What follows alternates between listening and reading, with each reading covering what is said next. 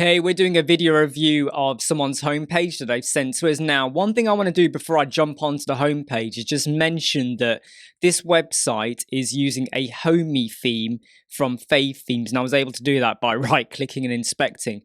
So this is what the theme looks like in terms of like an example demo page, okay? So what you have is you have like a logo and menu at the top, you got search bars at the bottom, you got a drop down like that appears. You got some like locations and prices, obviously with a slider menu there, so you can go across left and right. You got some boxes for some blog articles. You know, it's quite a nice layout actually, with like these banners over here and details. Nice masonry effect again, categories or whatever you want to call them, testimonials. And that's how the website looks. You know, it looks pretty smart. It looks quite nice. I have to be honest, it does look nice. Now, here's the website we're looking at, Irish BnB. And in terms of layout, the instant difference is the fact that it has a, rather than having a transparent header, he's got the header like that, which is fine actually. When you scroll down though, he hasn't got the same functionality whereby you have the header forever visible. I have to say though that I actually do like it with the header being fully visible. But then again, when I look at what this person's got, he's only got login and register. So you could say, well, what's the benefit of having the drop down? So, sorry, the header appears. So I get that. I actually do get it. I think the logo, either make the logo a little bit bigger, or I would shrink this down massively. Because this at the moment, if I just show you, this is about, what, 100? Yeah, look, it's bang on 100. I mean, I'm just going to go around the logo here and give it a bit of breathing space. Something like, you could even get away with something like that. Okay, so imagine that was now the entire like size of your menu. You know, I'm going to shrink it a bit more. Let's go there like that. What is that? We're 50. I've halved the header, and I would say I would go with half, because you're taking up a lot of the estate. Let me just escape that. Just for that little bit there, and it then pushes all of this image down. Because look, as I scroll down, there's still a bit more of the image. So I would say, if you're going to have this set up like this, make this be like, I don't know, VH10 or something like that, and then make this VH90 and work it out like that. So you're getting the full screen effect, right? Because look, I'm scrolling down to get to the bottom of that image, and I would say you shouldn't really have to do that. This is okay. I mean, I would add a bit of spacing in here.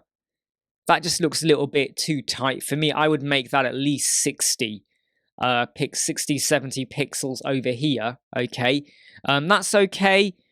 I mean, the wording here, this wording it feels closer to this.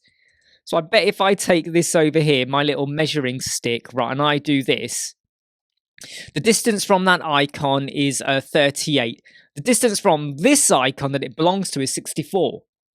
So you can see what's going on there. You're closer. Look at that. You're closer to the next icon to the right of it, when in actual fact this should be pulled over to the left more. And I would even say that maybe have the icon above. I don't know. If you want to have it to the left, that's fine. But move your wording to be more closer to the icon it relates to. Because it just feels a bit random in its placement a bit. The space you have here, make sure you reflect that here as well. Okay. Just to give a bit of breathing space there. Again, breathing space here. I would give, whatever you use, 60 pixel, use that here. In fact, you see this space here? That space is what you want to be using here and above as well. So make that consistent. This is okay. I get what you've done here, and it's not too dissimilar from what they had in their demo. So you're just using the demos there, and I think that's pretty good. That's fine. This big space here, think about your spacing. Trending destinations, so again, you're using the widgets that they've already provided for you over here. You can clearly see it. Okay, so that looks fine to me. And I think the image colors are quite good. They're nice popping colors, I have to say. They really pop off the screen. They pop off better than these images, I have to be honest. These images here with the map and all this, I know that this is just stock imagery at the moment, so ignore what I'm saying there. But these pop images are really, really nice at the moment. I really like what you've got here. really lovely effects there. This is nice, and again, you're just using what is provided, and then you've got this, and again, I think that is from the, I'm not sure if that is from the template as well. Now, at the moment with your page, what I will say is there is quite a bit going on. You got a search, you got this bit here, you got featured homes, that's okay. Then you got trending destinations, that's okay as well. Then you get to find a place that fits your comfort. I'm just wondering though, is this now a bit overkill? Because in my opinion, you don't want to delay the interaction because you want them to click above or search for a destination. I think this would probably already be within your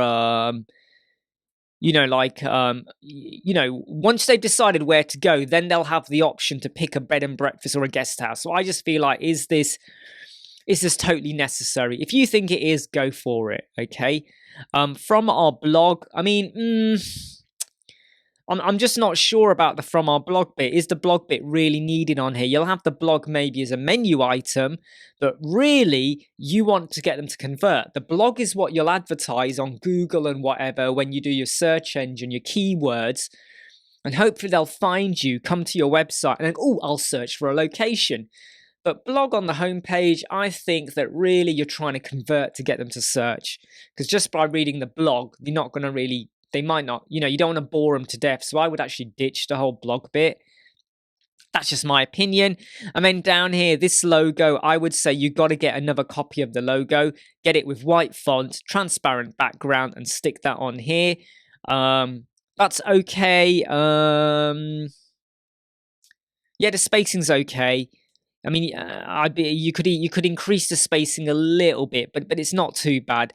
But that's fine. But overall, I think it's pretty good. I mean, obviously you are using the theme. I just think that watch your spacing, like your header and further below and all that. I would get rid of the blog as well.